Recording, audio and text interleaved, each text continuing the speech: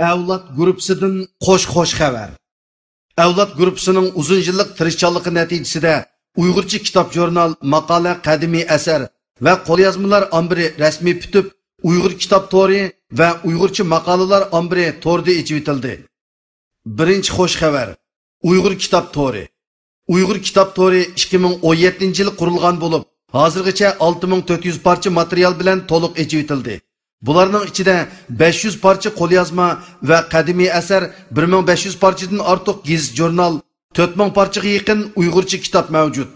Tor adresi www.uyg'urkitob.com